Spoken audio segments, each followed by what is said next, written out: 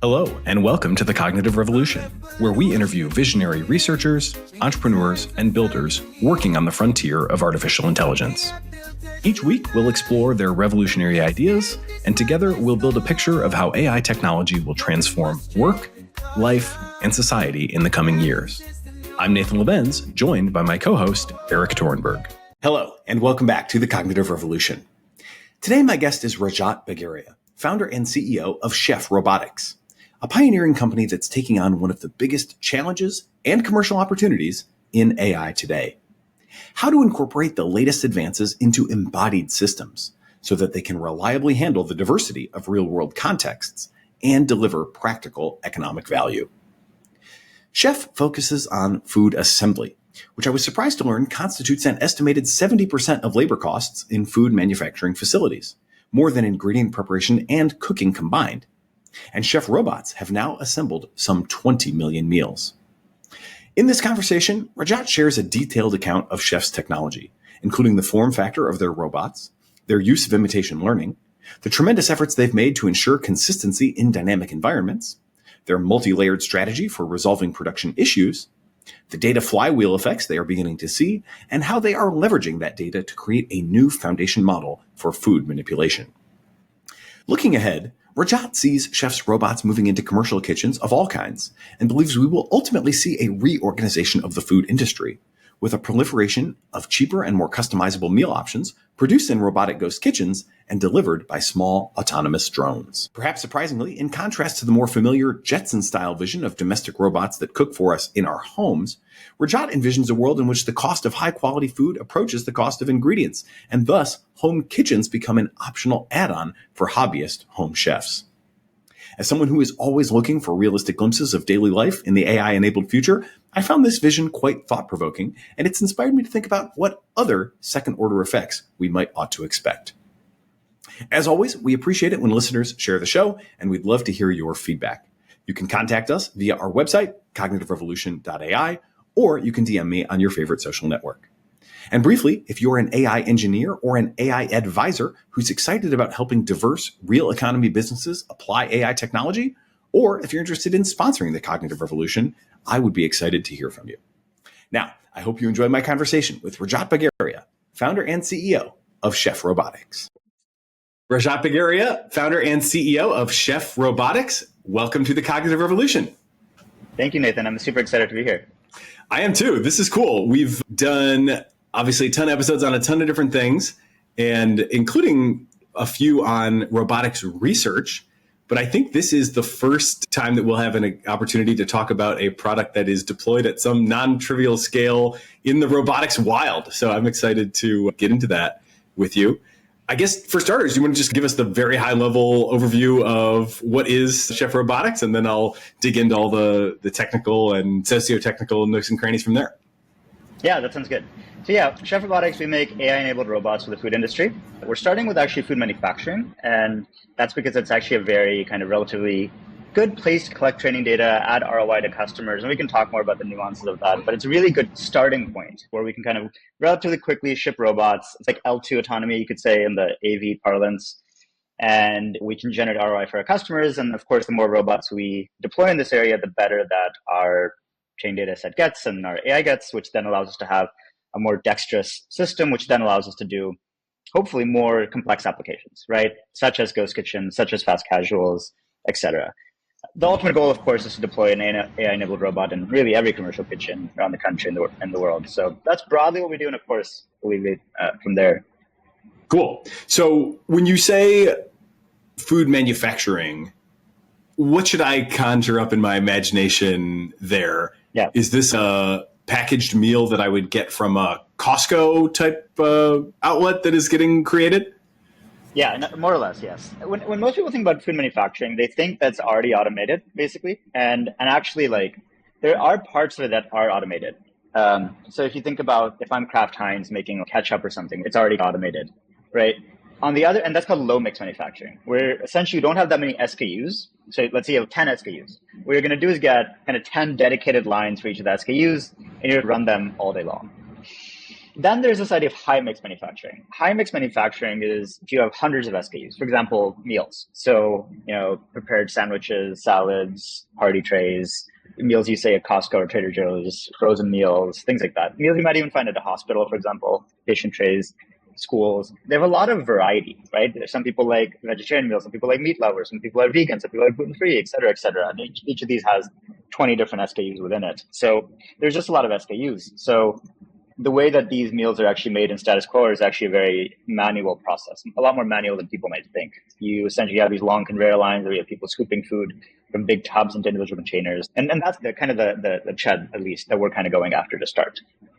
Interesting. So what is the form factor? I've checked out and seen a little bit of the video footage on the website. It appears to be a arm that is mounted to a table. Is that right? We have these modules. These modules are actually in casters. So you move them around easily, wheels basically, right? You move them around easily.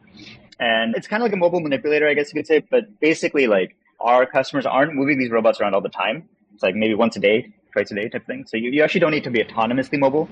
We have a 6-stop arm on it. It's a collaborative system. And then there's a bunch of different sensors on it, like RGBD cameras, 4-stroke sensors, scales, a bunch of different sensors that kind of help us make sense of the world, make sense of the environment. And that's kind of it. It's a very simple system. And then you might have different kind of end effectors, different utensils based on what you're manipulating. On the hardware side, we really try to make it an extremely simple system that we can kind of mass manufacture. It's not like we're trying to make custom hardware per customer. It's really, let's have a module, and this module is the same footprint as a person. In other words, it can slide onto an existing line without retrofitting. Let's mass manufacture it. Let's use mostly off-the-shelf hardware. And then it's really put our blood, sweat, and tears into the autonomy and make it as flexible as possible so you can do as many tasks as you possibly could. Interesting. Okay, so I'm imagining now I have a household of 7, so we do not infrequently buy the Costco prepared meals. And I'm imagining the sort of before is like people standing at workstations and doing a assembly line type process, except managed where the individual tasks are done by different people. So is it like today a person is sitting there chopping onions all day that go into the stir fry or whatever, and then strategically people can get one of your robots and say, okay, we now don't have to have a human chop the onions, we'll have a robot chop the onions. They put in, and they can roll this thing around and put it into different positions, and then it's not a mounted arm, but it is arms, right? It's like primarily, Is it one arm? Is it 2 arms? Do the arms work together? Tell me a little bit more about the arms. Yeah, the way you can think about the process right now is in basically every commercial kitchen, there's 3 processes. There's prepping, there's cooking, and there's assembly or plating. Plating is what you might see at Chipotle, right? Which is a human kind of scooping ingredients out of a hotel pan, a tub, and they're scooping that into a burrito or a tray or a bowl, whatever it might be, that instance. What you find is actually that the most labor-intensive process is actually the assembly or plating. And the reason for this, and we can talk about this more, but the cooking and the prep actually scales relatively sublinearly when it comes to at least non-fine dining. For fine dining, cooking is the most expensive. But for everything else, so like food trucks, fast casuals, prisons, hotels, universities, K-12s, manufacturing, everything else, airline catering, all of that, the prepping and cooking scale sublinearly. In other words, if you need more volume or if you need more throughput, you don't necessarily need more humans. And then on the other hand, the assembly scales more linearly. In other words, if you need more throughput or volume, you usually need linearly more humans. So we really focus on food assembly. So your kind of picture is correct though, right? So when you come to a production room, you'd find a long conveyor. You'd find 20 people standing on either side of it. Each person would have a big tub of food. They have a utensil, or maybe they're using their hands. They're scooping ingredients out of these big tubs into trays or wraps or burritos or sandwiches and move down the line. And they might be doing this in a 34-degree room, which is actually the usual status quo. And so that's the status quo. And so now what we do is we make this robot module. It's the same footprint as a person. It can just slide onto an existing line. Takes the same footprint. There doesn't need to be any retrofitting. And then basically we do the same thing that a human might be doing, right? The idea, of course, is that this is a very kind of hard job, right? It's extremely monotonous. It's 34 degrees. Oftentimes, like I said, you're actually touching frozen ingredients there. You can't even feel your fingers after 5 minutes. So there's an extremely high turnover rate, and it's really hard to hire for this job. So I think our idea, of course, at least for this go-to-market, is that we can help these customers really of human equivalent that can then allow them to offset that existing labor to a different part of the plant. And that existing set of folks can hopefully help with doing kind of higher value tasks, things that humans really should be doing. Like continuous improvement. Let's improve this process, make it more efficient, material handling, things like that, right? So that's how the process might work. Now, to your other question about number of arms, right now we actually use one arm. And that's, at least for this task, the food assembly task, which is, of course, like, just to be clear, 70% of the labor in food companies. So it's a gigantic market just if we just do food assembly, right? So we're not too worried about things more than that at the moment. But of course, the idea is that we can do more down the line. Right now, the hardware very much is one robot arm per module. But of course, we can have multiple end effectors, multiple utensils per robot arm to do various things. Okay, that's really interesting. The fact that 70% of the labor goes into plating is definitely not something I would have guessed. Calls to mind we did an episode with one of the founders of Codium, and kind of somewhat similar stat when it comes to how much time software developers actually spend coding is only maybe a third of their time as well. So that's surprising, but interesting. Okay, how do people set these things up? If they get a robot from you and now I don't know if this comes in a box and they assemble it or go on site and assemble it for them, and interested in kind of some of those delivery details. But once they've got the thing on wheels and they can roll it around and it's okay, Mr. Robot, this is your station. What does the process look like of dialing in its behavior to this particular meal and the serving size and the place it's supposed to go, et cetera? Yes. And then, of course, that's the hard part, right? I think there's two different parts to this. So on the day of production, let's say, so I guess maybe taking a step back, like we ship the robots in crates, they're like wooden crates, they'll arrive. The deployment process itself is actually quite simple. You literally take the robot out of the crate, it's already on wheels, you slide it onto the line. Usually it's a food facility, so they'll wash it down and do sanitation, and they'll take like a swab, like a bacteria swab, to just make sure there's no pathogens we're introducing. But anyways, like basically slide it onto the line. We require two inputs from the facility, which all kind of facilities have. One is just 110 AC power, and then two is like compressed air. And that's just to actually manipulate the end effector, right? It's a pneumatic end effector. So you plug those two things in, and that's like setup. And then part one now for actually using it is by somebody who's actually on the floor. So on the floor, we try to make it as simple as you possibly can imagine. And the reason for this is, like, our audience is not technical folks. It's not often even English-speaking folks. It's often people who don't have a four-year college degree, et cetera, right? So we try to make it as simple to use as maybe they would use an oven at their house. Which is to say, you go up to the robot, there's this nice touchscreen, and you can use your gloves to say, hey, this is the meal I want to run today. So this line today is doing the pad thai meal. Just made that up, but whatever meal it's doing. So I'm doing the pad thai meal. And robot number one is going to do the noodles. Okay, great. So now you have that.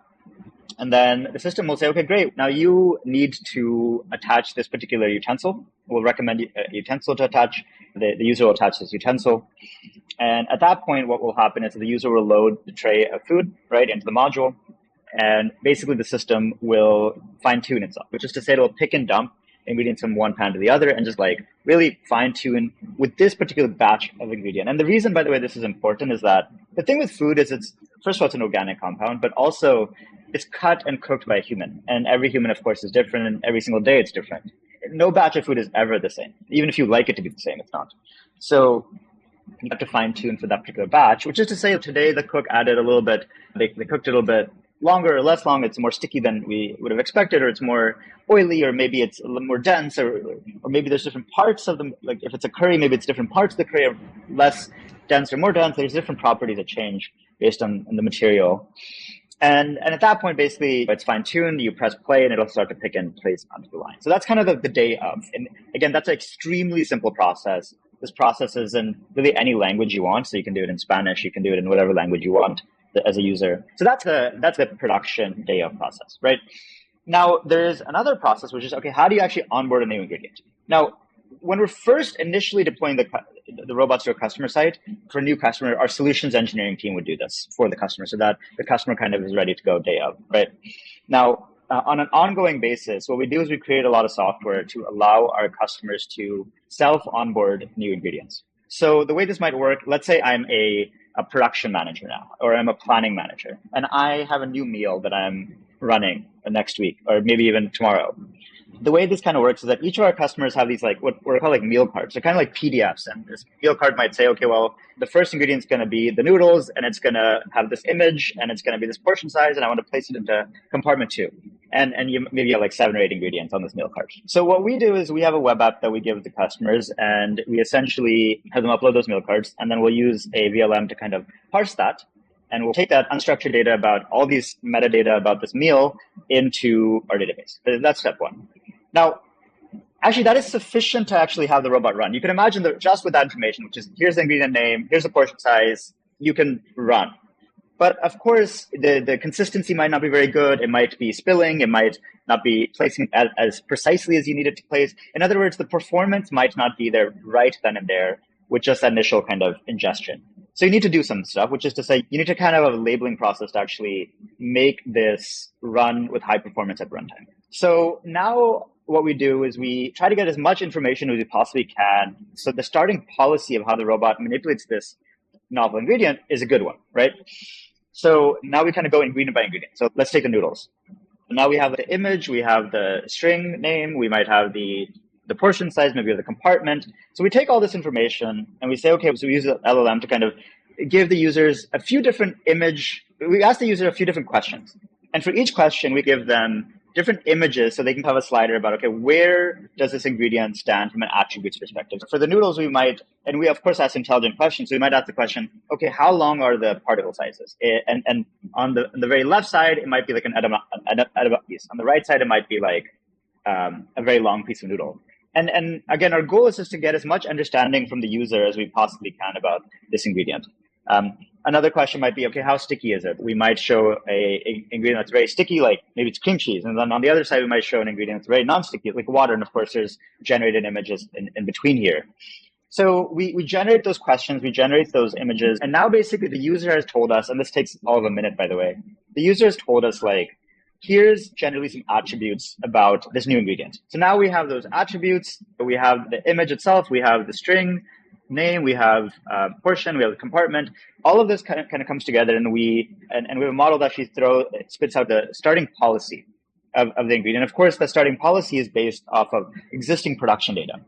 So at this point, Chef has made 18 million servings in production. We have a ton of production data. I've done thousands of different ingredients, right? The starting policy for this novel ingredient is probably based on something we've done in the past. So now we have a starting policy. And then you can deploy that starting policy. The user, the production manager, can deploy that starting policy on the web app to the system itself. And now we're back to that initial story. So now when maybe the line manager now, or even the line worker actually says, hey, I want to run the pad thai and I'm running the noodles, they'll slide the noodles pan into the system. It'll pick and dump, and it'll fine tune that starting policy to a more fine tuned policy for that particular batch of noodles and for that particular customer's batch of noodles, which is of course different than every other customer's, how they cut and prep their noodles. That's broadly how the onboarding process works for us right now. Hey, we'll continue our interview in a moment after a word from our sponsors. AI might be the most important new computer technology ever. It's storming every industry, and literally billions of dollars are being invested. So buckle up. The problem is that AI needs a lot of speed and processing power. So how do you compete without costs spiraling out of control? It's time to upgrade to the next generation of the cloud, Oracle Cloud Infrastructure, or OCI. OCI is a single platform for your infrastructure, database, application development, and AI needs. OCI has 4 to 8 times the bandwidth of other clouds, offers one consistent price instead of variable regional pricing, and of course, nobody does data better than Oracle. So now you can train your AI models at twice the speed and less than half the cost of other clouds. If you want to do more and spend less like Uber, 8x8, and Databricks Mosaic, take a free test drive of OCI at oracle.com/cognitive. That's oracle.com/cognitive.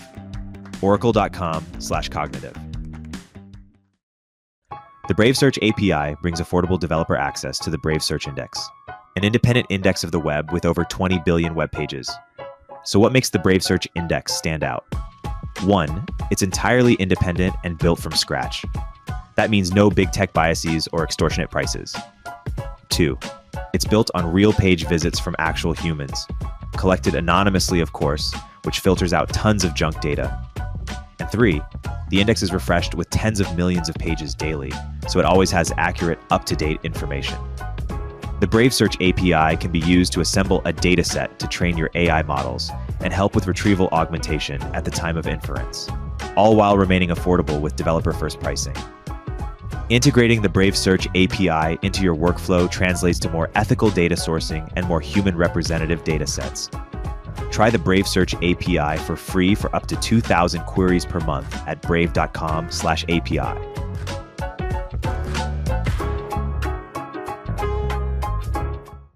That first process sounds like a foundation model for this form factor where it can take in any of a super wide range of variables. And then are you actually fine-tuning that same underlying model with, it sounds like a self-fine-tuning process where like actual weights are getting changed based on a few iterations of whether the noodles hit the spot or not? Yes, at least for the former, I think like Chef's been in production for a couple of years before foundational models were really a thing, I would say.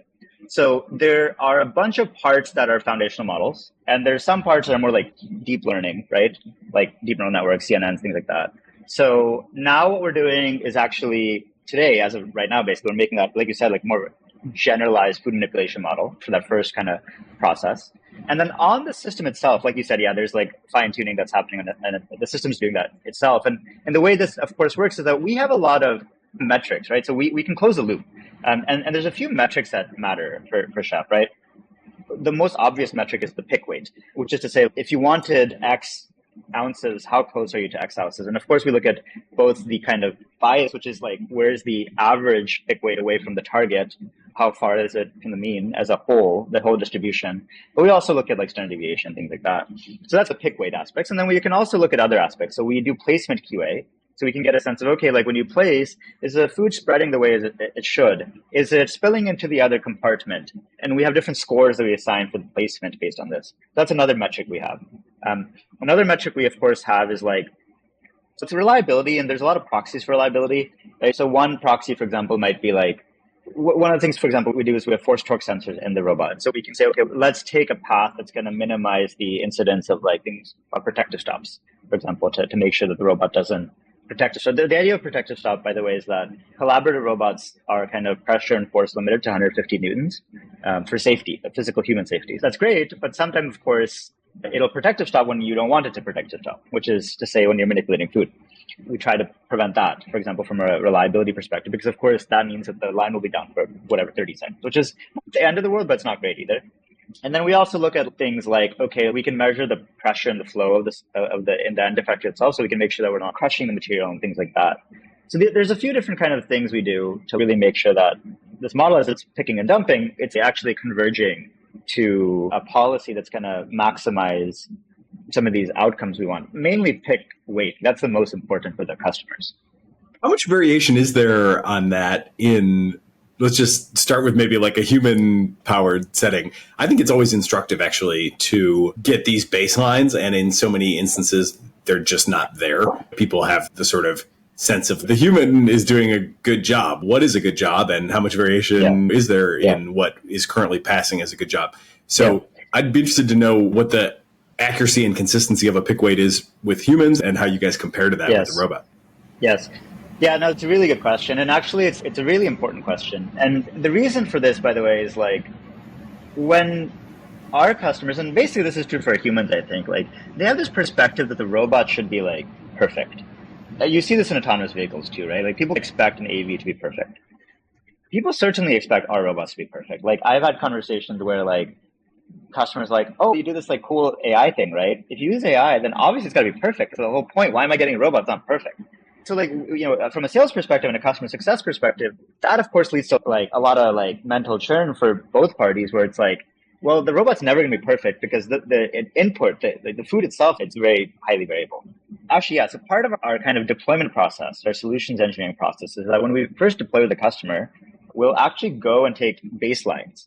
And these baselines are basically like, okay, let's actually collect human data in a kind of as blind as we can get manner. So we do that to like really understand where the humans are. And what's interesting is that when we actually present this data to the customer, they are like often not in belief of that. They don't believe how bad their humans are, basically, because they have these like very tight bounds oftentimes. And we show them this human collected data, and it's, oh wow, this is actually not that great.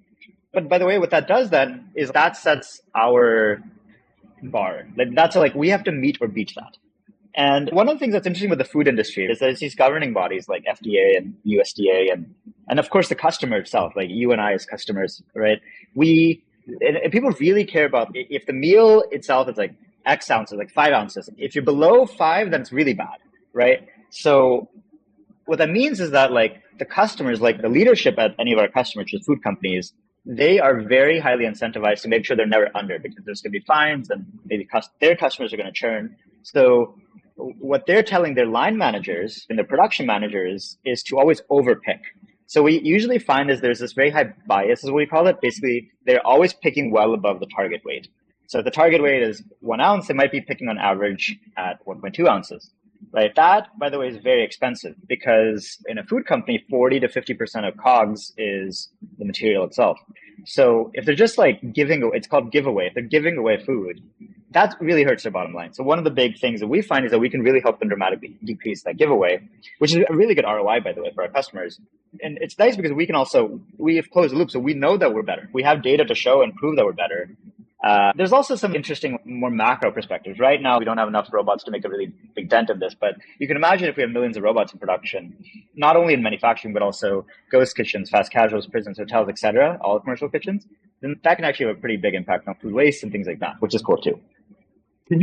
Is that 1 ounce to 1.2 a typical number? I would love to get just a little bit more concrete, like how much is the overshoot and how much do you improve on it? It really depends on it. There's so many variables. It depends a lot on the customer. Some customers are really good at this. Some customers are not as good at it. And it really depends on the ingredient. And I'll give you some exact numbers, but just for a piece of context, like imagine broccoli. The thing with broccoli is that the particle sizes are quite big. And oftentimes there's 4 pieces of broccoli, like 5 pieces. So in other words, if you scoop it and you got 1 broccoli too much, then you're super high. Or if you get 1 broccoli too low, you're super low. It's not, on the other hand, let's think about like a grain of rice. You get a few grains of rice too much, no big deal. A few grains of rice too little, no big deal. So there's certain ingredients that are just really hard for humans. So for broccoli, humans might have something like 30%, 25% bias. Even for us, we have to bias up because we really want to prevent the negative taste we underpick. So we might have something like 5% bias per piece of broccoli. Generally, though, for most items, let's say imagine something like a potato masher, a sauce, or diced vegetables, or cooked diced vegetables, whatever it might be, humans might have something like 4%, 5% bias, which is they're overpicking above the mean. And then chef might have something like more like 1% bias. We can actually basically guarantee that we'll have less bias. We can guarantee we'll have this because we have like a control loop, right? That's constantly going about like how much pick weight we had. So that's on the bias side. And then on the standard deviation side, what we do is we have this metric called CV, coefficient of variation, which is basically like standard deviation divided by the target weight. And what this basically allows us to do is standardize across pick weight. Because of course, if you have a bigger portion, of course, you're going to have more standard deviation. So from that perspective, humans might have something like 16, 17, 18% CV. And again, it just differs so much by customer. But yeah, like humans might have something like that. Chef might have something like, our best is probably like 5 or 6% CV. I think on average, probably more like higher 7, 8% CV. But that's how we think about that. Like CV and bias are the 2 metrics that we really try to optimize for at least the pick weight part of the equation. So you said these things are like drop-in replacement. I think you've used the term like human equivalent a couple times. Yeah. If I'm imagining myself doing this, I think maybe I can do 10 scoops a minute, maybe 12 scoops a minute. Is that kind of the same rate at which these things are? Yeah, you also see a lot of variation there. So for this particular problem, there really wasn't any automation before Chef. There's just no automation that really existed for this problem before Chef. It's been an industry where you have tens of thousands, hundreds of thousands of humans who do this, right?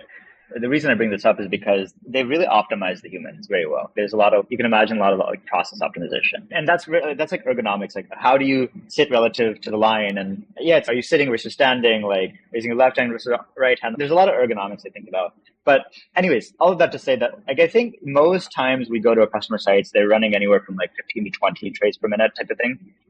Sometimes they'll do this thing where they'll pick up a bunch of material and they'll do something like a place, like one pick, multiple deposits. So you can amortize the transport time over multiple deposits, so you get slightly higher throughput. But Chef is around 20 trips a minute. And then if a customer needs more than that, and sometimes customers need more than that, we also have this like multi-pick system, which allows you to have multiple grippers, multiple utensils, I should say, per system. And that allows you to have much faster throughput. The main constraint for us, of course, I think like the obvious question many people think about is, okay, why don't you just put like an industrial robot here, right? The thing is, there's a lot of safety constraints with that. The whole point of Chef, from a more philosophical perspective, is like we try to partially automate a process. And the reason to partially automate a process is if you have a full line automation, the thing is if you cannot do one of the SKUs, one of the ingredients, or let's say I'm FedEx, and like a robot can't do one of my parcels, then I basically have an automated process, but I still need a human to do it. So you find a lot that if robotics companies try to fully automate the process, they have very long sales cycles because it's very risky, very long deployment cycles. And the technology bar is extremely high because your autonomy needs to be able to handle literally every single SKU. Whereas for Chef, we can partially automate a line. So, if there's a particular ingredient we can't do, that's okay. For example, let's say we can't do shrimp. That's okay. Human can do the shrimp. We can do everything else. So, what's nice about this then is that like the deployment process is quick, the sales cycle is quick, the technology, we have flywheel, the more robots we deploy, the autonomy gets better. So all these things are very nice. But then what it means from a safety perspective is that you are constantly around humans. There's a human to your left, there's a human to your right, there's a human refilling the robot. So from a safety perspective, collaborative robots are a necessary requirement. And there's, of course, laws around the max force that you can impart, and there's laws around the max kind of joint velocities you can have with, not just the joint velocities, but basically there needs to be a strong safety case around this. And that's where we found that collaborative robots plus the right tooling and effective tooling allows us to get the throughputs that our customers need. So if it's 3 or 4 seconds per trip, that comes out to pushing 1,000 per hour. And then you've got 20 million pushing, I like to do, round numbers. So pushing 20 million servings, 1,000 an hour would be 20,000 hours. So it sounds like you've got kind of 10 man-year worth of work completed so far. Yeah. What does that look like in terms of the portfolio of customers? Like how many robots actually is that? And how do you see that scaling into the future? Yeah, right now we have robots mostly in North America right now. So we have robots in 6 cities, I think it's 5 states, and US and Canada right now. So we went into production in mid-2022. That's when we kind of deployed our very first systems. And since then, it's from 22 to 23, we scaled 4x in terms of like revenue. And this year, expecting something similar, something more like 3x this year. So I think what's really nice about this market is that it's huge. It's not something that like many people think about, but like production is just gigantic. And so I think right now our goal very much is to scale within our current customers and of course scale to net new customers. What's nice about our current customers, we actually have a few whales. And generally the thing with production is that if you open up a plant, you're not going to have 5 people doing this. You're going to have 50, 100, 20, whatever the number is, but it's going to be a significant number. So and each of our customers often have multiple plants. So the point is that to get to, let's say the bar is $100 million in ARR, that doesn't require 50 or 100 or 1,000 customers. Like we can get there with 20 to 30 customers. And of course, what that requires is like a ton of focus on customer success and really making our customers very happy. So we spend a lot of time on customer success to really make that happen. And I think the goal is, just continue growing 3x or so per year. And over time, there's going to be a lot more other products we sell, other products, other markets. But at least for this market, we think we have found product market fit. And it's kind of just like scale now. Hey, we'll continue our interview in a moment after a word from our sponsors. Omneky uses generative AI to enable you to launch hundreds of thousands of ad iterations that actually work, customized across all platforms with a click of a button. I believe in Omneky so much that I invested in it, and I recommend you use it too. Use CogRev to get a 10% discount. Hey all, Eric Torenberg here. I'm hearing more and more that founders want to get profitable and do more with less, especially with engineering. Listen, I love your 30-year-old ex-FANG senior software engineer as much as the next guy, but honestly, I can't afford them anymore. Founders everywhere are trying to turn to global talent, but boy, is it a hassle to do at scale, from sourcing to interviewing to on-the-ground operations and management. That's why I teamed up with Sean Lanahan, who's been building engineering teams in Vietnam at a very high level for over 5 years to help you access global engineering without the headache. Squad, Sean's new company, takes care of sourcing, legal compliance, and local HR for global talent so you don't have to. With teams across Asia and South America, we can cover you no matter which time zone you operate in. Their engineers follow your process and use your tools. They work with React, Next.js, or your favorite front-end frameworks. And on the back end, they're experts at Node, Python, Java, and anything under the sun. Full disclosure, it's going to cost more than the random person you found on Upwork that's doing 2 hours of work per week but billing you for 40. But you'll get premium quality at a fraction of the typical cost. Our engineers are vetted top 1% talent and actually working hard for you every day. Increase your velocity without amping up burn. Head to choosesquad.com and mention Turpentine to skip the wait list. I'm going to come back to the business model maybe a little bit more toward the end, but let's talk a little bit more about the tech stack. I mean, there's obviously been an insane, and I think this is a challenge that many companies have faced, especially on the software side, more so than probably on the robotics side, but maybe there too, where you set out to build an AI company 5 years ago, and just as maybe you were starting to get things to work, like all of a sudden a whole new wave of enabling technologies have come online. And I think for a lot of companies, those have presented some really hard dilemmas where they're like, man, we just got this rough edge sanded down, and maybe the new foundation model paradigm doesn't quite do that in the same way, but it has all these other things so tough choices. So how has your kind of core AI strategy evolved, and you could cash that out into like different kinds of models or different training regimes or whatever? No, it's a really good question. I really do think actually that like foundational models have really uncapped a lot of robotics potential, I would say. The issue with robotics has always been the world is very highly dimensional. Like, if I can pick up a wine cup, that doesn't mean I can pick up a teacup, and that doesn't mean I can pick up like a water glass. It's just a very highly dimensional space. And in our world, every customer cuts food differently, cooks food differently. Every individual does that differently. Every site does it differently. Different countries do it differently. And there's just so much variety in the world. And that's always been the issue with robotics. The thing with AI is, and especially like the modern kind of the more like recent advancements in it, right, with VLMs and LLMs, things like that, they're really good for like high level task planning, right, which is to say, what's in the scene, but they're trained on internet data, right? So there's a lot of like image and language pairs, but there's no like understanding about like how to actually move the arm. There's no motion data, if you will, right? Unlike something like a GPT or a large language model, we at Chef can't just download the internet, if you will, as training data. That's not possible because there's no training data set with food manipulation. So what do you do then? There's a few options. Option one is you do SIM. And SIM is interesting for some companies, I would say. So for example, if I'm a self-driving car company, a lot of the training does happen in SIM. It's not perfect, but you can get some of the way there when it comes to modeling things. If I'm doing rigid body manipulation, let's say I'm doing like palletizing, depalletizing, case packing, things like that, then I can use SIM. With food, though, of course, it's wet, sticky, deformable, malleable things, often sometimes non-Newtonian things. The physics simulators out there just aren't good at that. So SIM doesn't really work. You can do testing things from a reliability perspective for like your high-level motion, but you can't do that with grasping. And the hard thing with Chef is the grasping. That's the hard thing. And that's the thing you can't actually do in SIM. So what we have realized is the best way to actually get this training data is like in production. And that's why this 20 million servings we've done is so important. So that's kind of like status quo. Now, where does this new stuff, like I said, why does it help us? I think the part that really helps us is like leveraging transformers to do things like learning from demonstration and imitation learning. So specifically, like one of the problems we face is kind of like transferring knowledge across ingredients, right? So like if we see a sticky rice at customer one, can we then leverage that to do another sticky rice that's at a different customer? Because of course they're cooked it very differently. And transformers actually really help here, right? We can kind of encode important characteristics about one sticky rice into the embedding space of the transformer, and then use that to determine ingredient similarity for a different ingredient. So I think imitation learning and by extension, reinforcement learning are things that we're really heavily investing in. We've already now done a lot of to actually basically reduce the time it takes to onboard a new ingredient. So initially we talked about the process on onboard a new ingredient with this web app.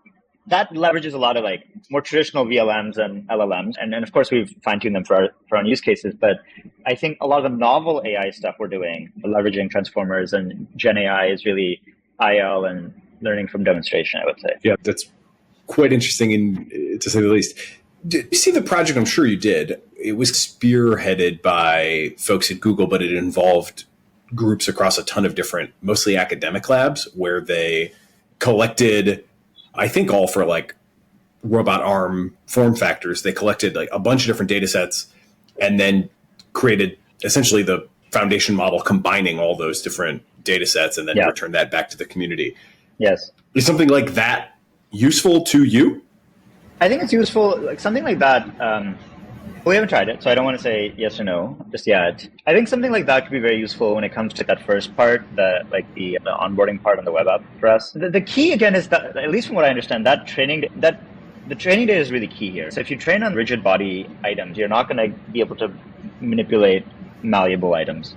Even if you think about the food demonstrations that people do, you're not always doing the primary handling of it, I guess you could say, right? We actually have to like handle the raw material, and it's dripping everywhere and it's sticky and it's wet and it's all these things, right? And it'll compress and then you can't uncompress it. So I think our approach right now is, how do we leverage imitation learning, reinforcement learning, and then also our production data? And I would argue that the most important part of this is the real world production data, to then train our own kind of in-house kind of generalized food manipulation model. And that's what we're trying to do, which is like this end-to-end system that we've trained to manipulate food.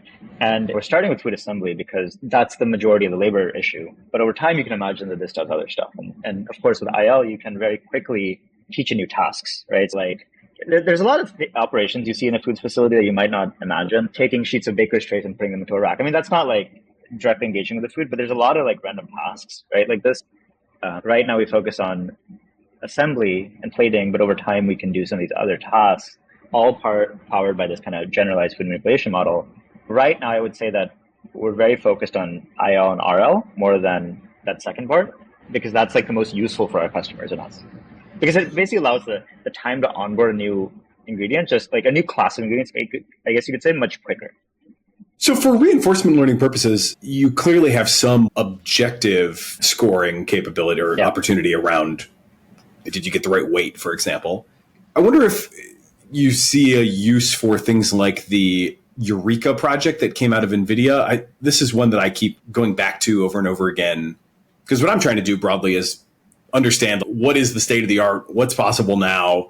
That's obviously moving so fast that it's a full-time job just to keep up with. But one of the things I used to say was, when I was summarizing AI, state of AI for other people, I would say no Eureka moments. Like the AIs are getting really good at routine tasks, but they're not coming up with insights on their own that certainly don't surpass and seldom even rival the sort of insights that people can have.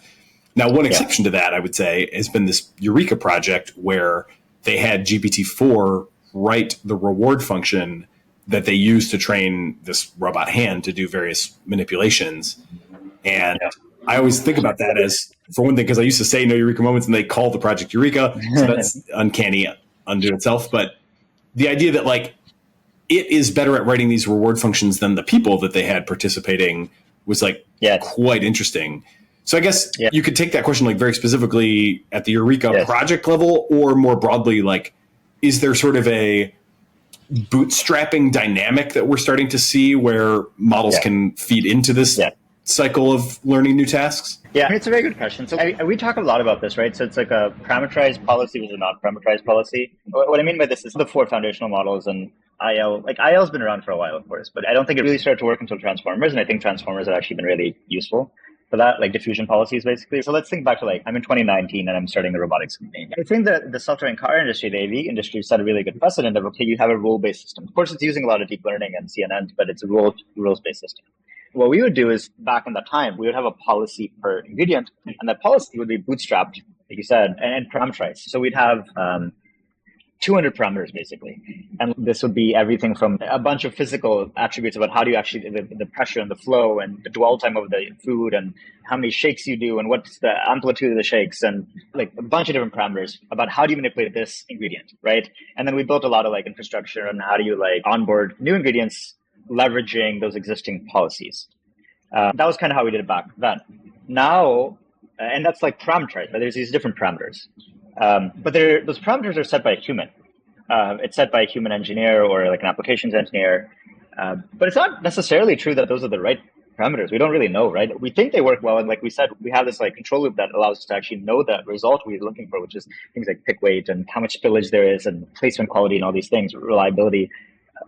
But we don't really know if it's actually like a local maximum or global maximum. What imitation learning allows us to do and learning from demonstration is what we can do is we can teleop using, let's say you have two robots side by side. You can have one robot literally mimic a human scooping it. And it's, by the way, it's embodied, it's grounded, if you will, because we have the exact embodiment that we're teleoping doing that. And it's like the same robot doing where the human's doing the teleop, the demonstrations, and the robot that's actually doing the manipulation.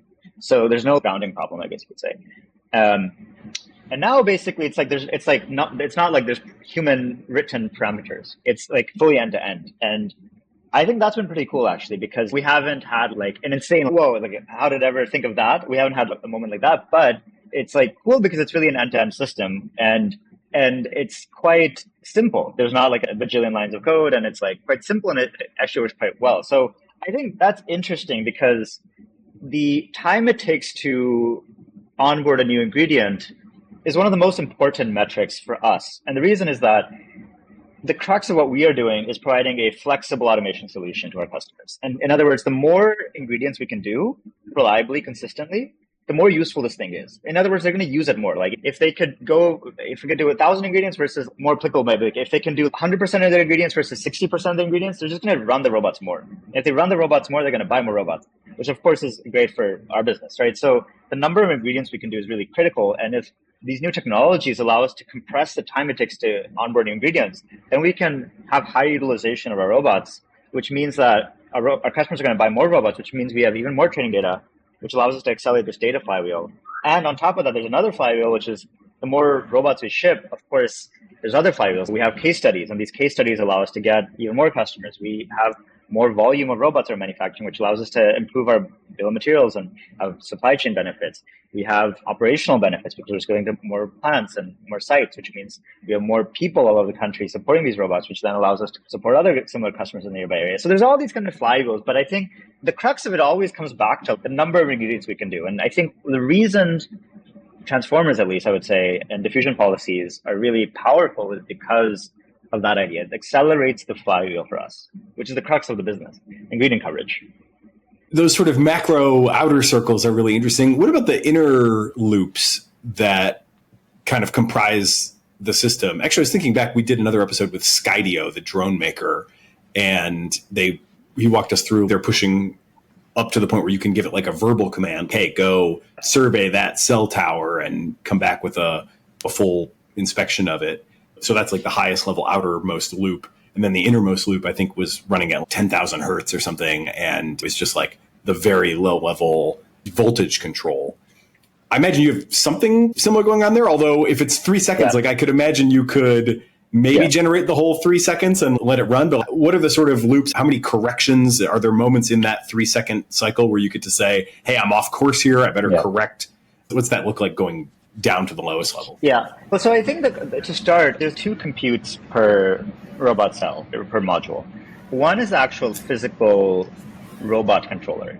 And so the robot controller itself, that has its own kind of joint controller, just on a more high level, relatively speaking, level, what do I do? And then there's like a motor control. What does this particular motor do? And exact kind of voltages that I need to send to actually do something. So that's on the actual physical kind of hardware controller for the actual robot arm.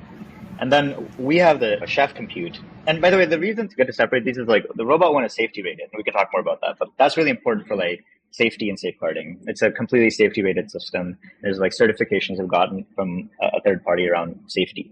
And then on our side, like we have our own compute, and that is, I guess, at least 2 layers, more like 3. But there's like a more like high level task planning loop.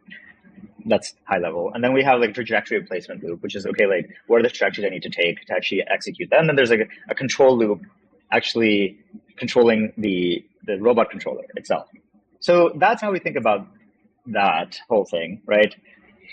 Like, how controlled does the environment have to be? We've seen some of these demonstrations, which are certainly not production ready, but Google has put out a couple of these things where they give the robot a task, like in the say can vein of research, right? Where they say, go get me a bag of chips off the counter. And then somebody comes and like snags the chips out of its hand and puts it back on the counter. And because there's these nested loops, and the robot can realize like, I don't have it anymore. Better go back and get it again. So do you have that kind of correction step, like between the sort of generation of the policy? If somebody moves the tray a little bit, does it adjust to that on the fly? Yes. Yeah, exactly. By the way, that's like super critical. I think there's multiple reasons why Chef is hard. One of them is just like changing material properties. But the other one is what you said. We react to and adapt, I guess you could say, to a few different parts of the environment. One is like the food itself. Again, like batches, like every hotel pan, if you have a run of 6 hours, you might be going through hundreds of hotel pans. So like every pan is different because it's cooked by a human, and humans, of course, aren't perfect. So we adapt to that. And then within each pan, so if you have like a pulled meat, mostly meats, right? The different parts of the animal have different densities and different material properties. So there's actually variations within the pan itself. So we'll adapt to that. And again, we have sensors like force torque as well. So we can get some of those readings as well. So that's one layer. Then on the placement side, of course, there's humans who are usually tray nesting, putting the trays onto the line. These trays are various orientations. They're sometimes farther, they're sometimes closer. So you have to adapt to that.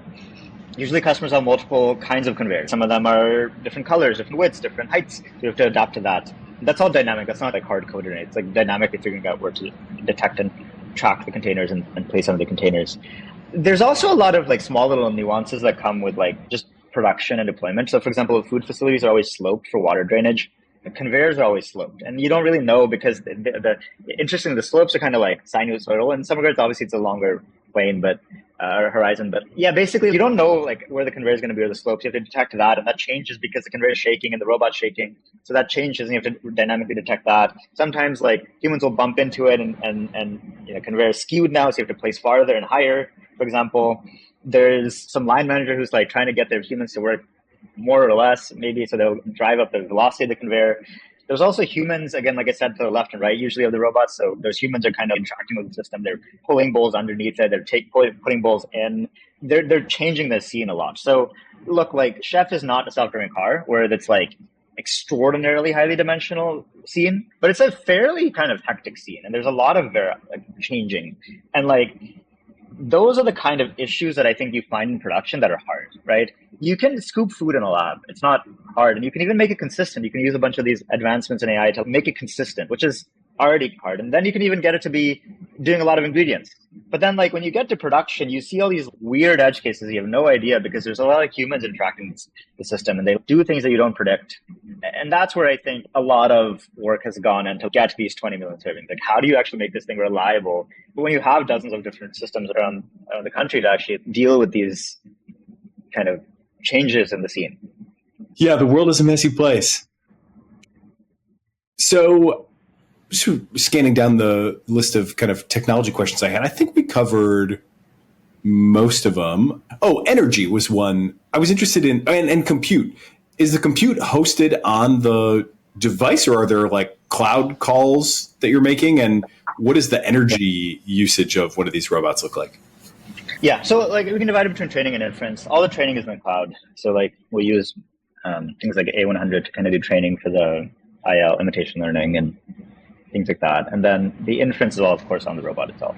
So the robot is, of course, connected to the internet, but all the inference is done locally on an edge compute.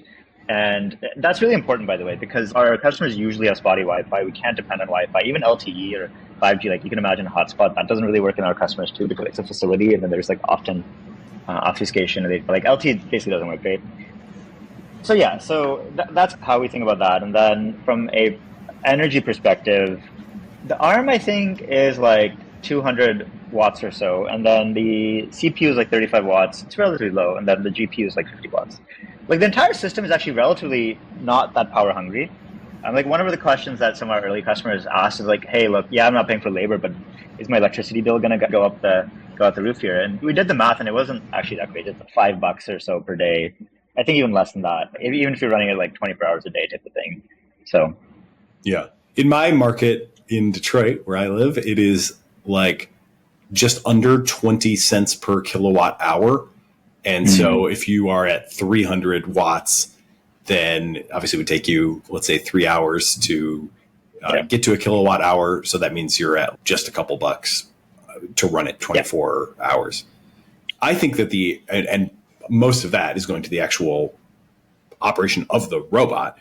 I have the robot arm, yes. A distinct thesis that I'm working on packaging up that's like, I think the energy concerns associated with AI are significantly overstated. And what the fact that the leaders are talking more about energy concerns implies is that they see an unbelievable amount of adoption around the corner. So I think about those kind of orders of magnitude quite a bit. Does that internet limitation also mean that teleoperation has to be done locally? Or I was understanding previously that you like maybe provide that as like a sort of remote service, but I'm not sure now.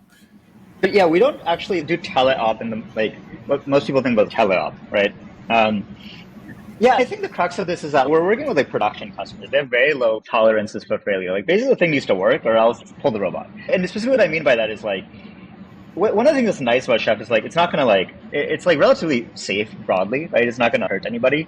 And like the worst it's going to do is it's going to not be consistent, or maybe if there's a bug, it's not going to pick it all. It's going to spill too much. But it's not like the end of the world. What will happen if there's a failure is that the operator can pull the robot off the line and put a human in type of thing, or put another robot. Usually it's not a hardware failure, by the way.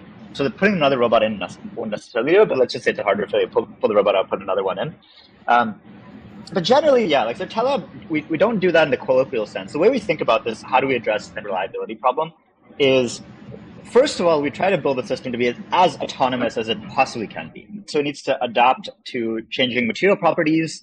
It needs to adapt to different tray types, rotations, distances from the robot. It needs to adapt to all these kind of different scenes, like the thing we've talked about, right? And then, I mean, that should hopefully solve most edge cases. Like a human, for example, the system detects a tray, it starts tracking the tray, and then a human randomly pulls out the tray. And now the system's confused and it's like, where did my track go? And maybe it places on the conveyor. That's a bug we might have seen. But now, of course, we've built in logic so that, okay, they'll be a little more smarter about this. That's just one example. But that's part one. Part two is that, okay, well, there's still, of course, from time to time going to be issues. One of the things that's nice about Chef is there's always a line manager. Even if it's a fully automated Chef line, there's 6 robots of Chef on the line, there's always a line manager. Let's say the line manager finds that, something's wrong. Maybe there's a tiny compartment and it's not placing right in the tiny compartment, spilling a tiny bit into the wrong compartment. And so what we do then is we try to have a really nice way for the user to visualize what's happening. We give them a really nice 3D view. Maybe you set in a way similar to that, right? We give a really nice 3D representation of what the system is understanding and what the scene is. And at least that allows the user to figure out what's happening. For some examples, that might solve. One example might be that, like I said, in the morning, they'll come in, they'll like crank up the conveyor velocity and it might be running super fast. And they're like, it's missing bowls. What's going on? Well, if we have a really nice 3D view where it shows like it's outside of the ODD of the system, it's too fast, then we can very visually, right, not using words, but visually tell the user about that. Or maybe we find that the human denester is putting trays way too far from the robot. It can't reach that far. So again, we can detect those containers. We can tell the user, you need to place closer to the robot. There's a lot of operational stuff like this we see. So that's like part two. If that doesn't work, then there might actually be like an issue, like something that the human needs to fix. So at that point, we give the operator very simple and coarse ability to fine tune the system. Yeah, so they can fine tune the system, whether that's in a picking perspective or placing perspective. And of course, we don't give them too many knobs because they can potentially make it worse. But we try to give them some knobs so they can like fine tune. And by the way, this fine tuning is also useful when we onboard ingredients. By the way, one of our people can fine tune themselves to onboard initially too. And finally, if that also doesn't work, then what we do is we built a lot of data infrastructure. So we're collecting all this telemetry, right? That's going to the cloud, and we built a lot of like cloud infra that kind of self-annotates these events. So let's say an event might be like a very high weight event, like basically super overpicked, or a super low weight event, a fault, a missed bowl, a double deposit, whatever these events might be, like a pick hesitation, right? There's the different events we see, and we'll annotate that. It'll do it itself, and then basically it'll collect, like we use ROS, it'll collect the ROS bag of here's all the data around this event, maybe 20 seconds before, 20 seconds after. It's this like bag file of all the data that happened and why this decision was made and why the robot reacted this way. That'll get uploaded, and then our customer support team will get an alert. And if it's the daytime, it'll be on Slack. If it's at night, they'll get a pager duty. And obviously, there's different severities, and we try to assign a severity to this too. And then that customer support person can actually like figure out what's happening and then fix it. And if they can't fix it, then they'll elevate it to like the applications team or even the engineering team. And that's how this works from a support perspective. And I think that's been fairly good for us, I would say. So when you mentioned earlier imitation learning of one robot to another, is that something that is all happening like centrally as part of the sort of pre-deployment process? Gotcha. Yeah, exactly. Yeah. So we would do that at our office. We don't have customers do that. You can imagine customers do it too down the line. But right now, that's something that our team would do. The value of that technology for us is onboarding that new ingredient. And by the way, if there's already like an ingredient that we can do that, maybe we'll use it too to make this generalized food manipulation model. But we're really focusing IL on like net new ingredients, new stuff that's just hard. So what is hard right now? I guess you've got the flywheels going. It sounds like 20 million servings is a lot. What are the sort of current frontier challenges, and which of those do you think you have to solve on your own, and which can you wait and let the world do for you and just take advantage of? I think the hard thing is what it's always been, which is like food manipulation is just really hard. And the thing is, there's really nobody else in the world that has a really good training data set for food manipulation. It's just they don't. And like a lot of the existing technology like SIM doesn't work. So there's a lot of like stuff we have to like invent, I would say. So I think the hard thing is still food manipulation and being consistent. In other words, like our robot you give it literally more or less any ingredient. You give it any ingredient, we can manipulate it. But that doesn't mean it's going to be consistent. That doesn't mean it's going to damage. Like if you take a very soft ingredient, it's going to off the shelf. It might damage the ingredient. It might spill the ingredient. It might not be able to. The ingredient might stick to the end effector. We might not be able to place in the right compartment without getting into the other compartments. There's all these things we might not be able to do. So it's this like very hard problem, which is like, how do you have a system that can basically do any ingredient fast? Because of course throughput is really important, reliably, and of course in engineering, anytime you have more flexibility, reliability usually suffers. And so you need both here, reliability and flexibility, while of course being consistent and not having giveaway and not spilling and not damaging and placing the right compartments and working with any conveyor and working with any container. Like that whole thing becomes a really big, highly dimensional problem. And I even forget the placement part, just the picking part, the breadth of ingredients is hard. So I think our big focus honestly is like, we really do think that these new technologies are like really going to uncap the potential. We've already seen that. Okay, let's take the combination of like production data, which we think we have the most production data in food now. Let's take that plus demonstrations. And let's try to build this generalized food manipulation model so we have one kind of system to manipulate food and hopefully really have the best manipulation. That's really that was the focus of day one, and that's still the focus right now, because that's the hard problem here. If we solve that problem in like the fully formed way, like this is a gigantic company, is the way we think about it. So when you look at these kind of new wave of humanoid robots, whether from Tesla or Figure or whatever, it sounds like you basically think, good luck to them. They may even be successful, but food is going to be one of the last things they're going to come for. And it's just so far down their checklist that you don't expect to have any meaningful competition anytime soon. Yeah, I think that's definitely right. I think that's definitely right. And there's a few other kind of like ways I think about this. One thought that always comes to mind is like, when it comes to like food, let's just talk about like production or even like fast casuals, ghost kitchens. Having a system walk around is not terribly useful. It actually does not actually add much value, right? So like in a manufacturing setting, it's very obvious. You have a conveyor line, you have a station, the robot's on the station, that's it. Like I said, our robots are on wheels. You can move it around, but they move it around like once a day, twice a day. And if I have a humanoid, I'm spending like half of my compute just not trying to fall down. And then on top of that, I have all these safety concerns. Like it just really doesn't add much value. In a fast casual setting, a ghost kitchen setting, you literally rip out the prep table, you put our prep table in, slide it in, our module in, and that's it. You don't need to like move around. So anyways, what all of that to say, I think there's going to be certain applications where a humanoid is quite useful, right? The colloquial tote picking and facilities you often see is a good one. Maybe hospitals, right? Like moving samples around a hospital. My opinion, and I think I've talked to a few like the humanoid companies, is if you look back, if you think about, okay, what does the world look like in 2050? I think if you've ever watched WALL-E, I think the world's going to look like a little bit like WALL-E, which is to say you're going to have tens of millions, hopefully hundreds of millions of robots that are very good at certain things. Like our food manipulation robot doesn't need to walk around. It doesn't really add value.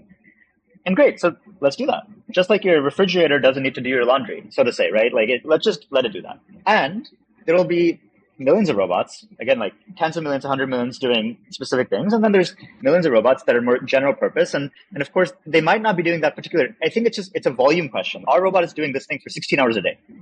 In a fast casual, it's doing it for 8 hours a day.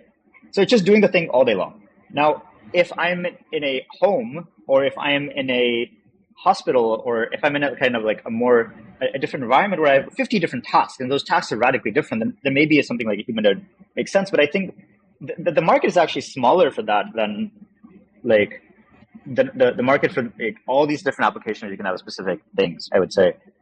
Like, that's one thought. There's another thought, which is it's a time horizon question. As of today, it's like Uber versus Uber ATG. Uber is a great business to build. Maybe over time, Uber ATG is a better business, but Uber ATG is always 10 years out. It didn't really happen yet. It still hasn't happened. Maybe it does happen, of course, in full form, but I think it's a time horizon question. Humanoids might be a thing in 20 years at full capacity, but AV is also taken like 20, 30 years to get there. It's still not totally there. I think humanoids are kind of like AV. It's just going to take a lot of time, a lot more people than, in my opinion, people think. And yeah, so it's a time horizon question. Like today, this is what makes sense. Over time, let's build software that is hardware and embodiment agnostic. Like we built our code base to like work with any hardware. So let's say I'm wrong there, right? And 10 years down the line, humanoids are the thing, and every application is done by humanoids, which I still don't think makes sense. I don't think it makes sense to put car doors onto cars with a humanoid. But let's just say that's true. Then we built our software to be hardware agnostic. Okay, great. Let's leverage those hardware systems to do food manipulation. So I think those are a few thoughts. At least I have. We'll see what kind of how it plays out. But I think we're safe right now. There's a giant market that we can just like rinse and repeat and execute on. So you mentioned the sort of Chipotle line. And yeah, I guess circling back to your business model and the societal integration of this sort of technology, I guess for starters, I don't know if you share this publicly, but do you have like list pricing and are there details available on your business model? Do you sell these things? Do you lease them? What does that look like? Yeah, so our business model is robotics as a service. We'll basically charge a yearly recurring fee to our customers. And a yearly recurring fee is usually always less than the cost of their status quo workers. There's a lot of benefits to this, I think, and there's a lot of good reasons why we do it. The benefits, like for the customer, is that like they don't have to have a $500,000 outlay up front, which is quite expensive, or whatever the number might be. Instead, they can pay us this yearly recurring fees. They're taking it from like the payroll bucket, if you will, of their books, as opposed to like the CapEx budget, which is nice. Like they don't need a ton of huge approval. They're not really like spending more money than they make right now, so that's really nice. From our perspective, of course, we have recurring costs on our side, right? There's compute costs and cloud costs and everything else. And then, of course, we're constantly upgrading the hardware and the software if there's new features we have. And that's great for the customer, but it also requires a recurring model on our side. So that's how we think about that, like robotics as a service. We don't really do CapEx sales. That's not our business model. Yeah. So I guess I wonder, like, how do you see this changing the way we live? You know, we've got like the Jetsons future is like one vision, and maybe I have a future specialist system that is in my kitchen that can maybe wheel over to the refrigerator to get something and can take it out of the refrigerator and maybe can fry it and then can plate it for me. But it's like a specialist thing that lives in my kitchen or spends the night in the closet. I can imagine one that at the Chipotle counter. And this seems like maybe the most likely as I think about this right now. Maybe you're taking the world toward more food manufacturing. Maybe the extreme of which would be like kitchenless apartments start to become a thing. So what is your kind of big vision for how life changes and maybe some like surprising knock-on effects of your big. Yeah, no, of course, think about this a lot. And I think there's multiple layers. So like layer one is just food manufacturing. So within food manufacturing, I think the goal would be, and that's just, by the way, that's just kind of go to market. That's our starting point.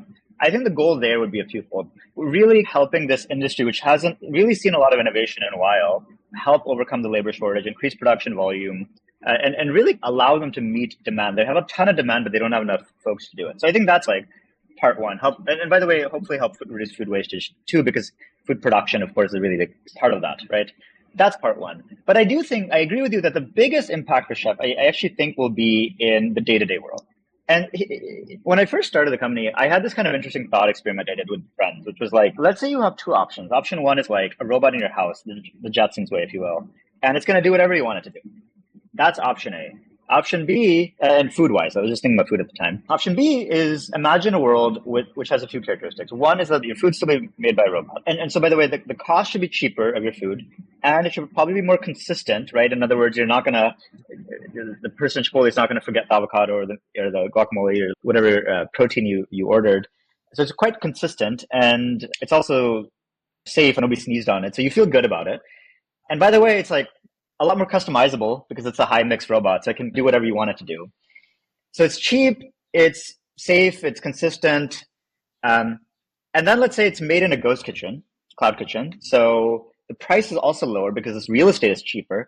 1/3 of the cost of food is usually real estate or delivered food, like fast casual food or restaurant food. So usually real estate. So if your real estate's cheaper, then now you have like double benefits. The labor is cheaper and the real estate is cheaper. The cost of raw materials at scale is relatively cheap, I would say. So you really brought down the cost of labor and real estate. And then also imagine a future where you have delivered food. So now you have much faster delivery and also cheaper than human drivers. So which one would you choose? And basically everyone said they would choose option B. And this was very interesting to me because like at the time, I was actually really interested in an at-home robot, like something beautiful, like an Apple product, beautifully industrially designed. And this was a very interesting kind of realization. I talked to these friends about why they picked option B, the second option, and they said like things like, I like the brands I like. I like Sweet Green or Mixed or whatever brand I like. I like that brand. I don't want that to go away. They're like, I don't want to have to maintain a robot, right? I don't want to have it in my house. I don't want to have to maintain it. It's going to break. I don't want that. I don't want to buy it. I'd rather rent the food, if you will, than buy it. It's like the Airbnb idea. Or I don't want to have a car. I'd rather rent the car. They said that I don't have to deal with like refilling it and groceries and stuff like that. I'd rather just have something that I can press an app on my DoorDash and it just shows up and maybe I can customize it perfectly. This was interesting to me because it led me to this idea of at-home robots. It might not be as big of a thing as people think, right? There's certain things that you need to keep in your house, like cleaning. You can't outsource cleaning, if you will. But if you think about it, like there's a lot of history about people doing things in their house and then over time outsourcing that. So textile production, people used to make textiles in their house. And then over time, they of course learned about factories and the cottage industry going away and you can make textiles in a factory.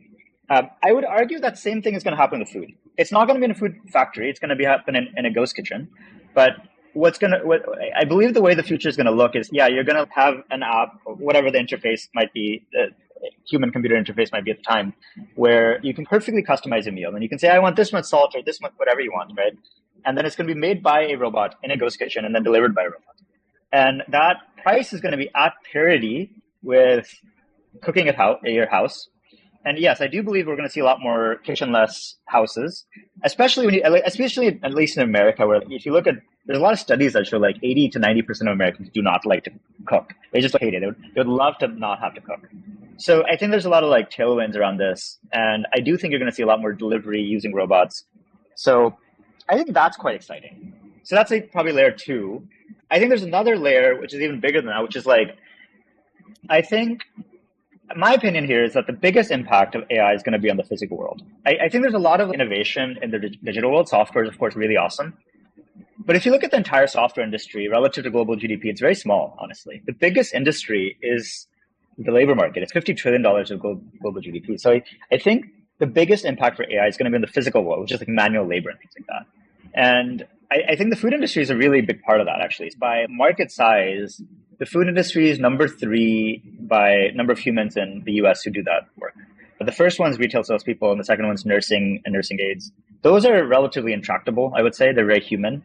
today. I think the food industry is going to see, there's like tens of millions of people who do that work. And I think that's going to see a lot of changes. And more macro, if we can be the robotics company that succeeds on a massive scale, having deployed tens of thousands, hundreds of thousands of robots, then hopefully we can inspire other engineers, founders, investors, operators to do AI plus robots as opposed to just pure AI. And I think that I would love if that is the legacy. That of course is a very grand vision. That's very hard. But if we can actually deploy, if we can be the success story, if you will, if we can be like Facebook in the era of Friendster and MySpace, or we can be like Intel in the era of like Shopee Semiconductor and Fairchild Semiconductor, then we can hopefully inspire the next generation of people to do AI and robots. That, I hope, is the real impact of Chef.